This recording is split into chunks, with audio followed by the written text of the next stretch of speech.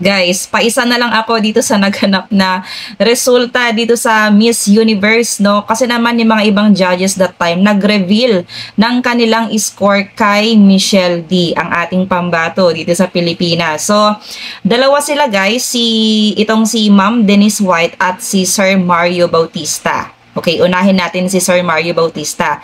Ang sabi niya, nagbigay siya ng perfect score 10.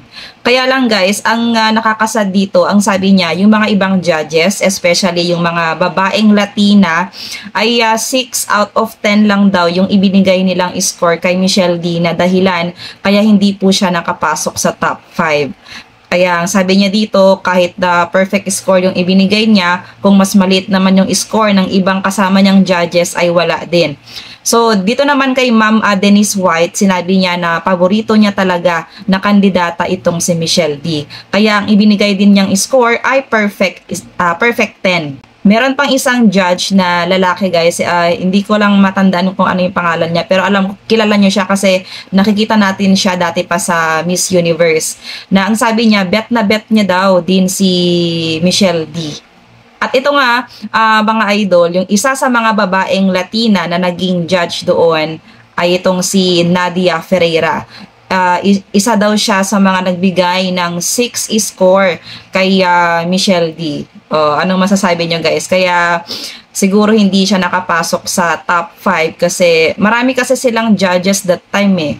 'Di ba? So, yung sinabi natin kanina, dalawa, si Sir Mario at si Ma'am Denise, 10 perfect score yung ibinigay nila kay Michelle D. So, yung mga iba, siguro talagang mas mababa kaya hindi talaga nakapasok sa banga si Michelle D. Sayang no, hindi nakahawak ng mic si Michelle D kasi magaling talaga siya sa Q&A, walang duda. Sabi nga ni Pia Words back na magaling talaga siya sa mga Q&A. Until now, pati siya hindi siya makamove on sa mga naging resulta sa mga naganap dito sa Miss Universe. But anyway, tapos na yung laban, move on na tayo. So dito naman guys, si Michelle D, nasa Mexico na yata sila kasama yung mga ibang candidate din ng Miss Universe kasi meron silang ipopromote doon. So grabe naman si Michelle, no? Talagang marami pang unfinished business ngayon after nitong Miss Universe.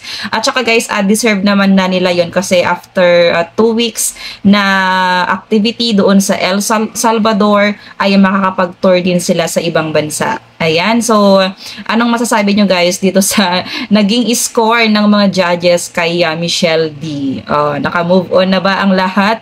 Yung mga iba kasi dito sa FYP ko nakikita ko pa rin na ang dami parang hindi maka-move on sa naging resulta dito sa Miss Universe.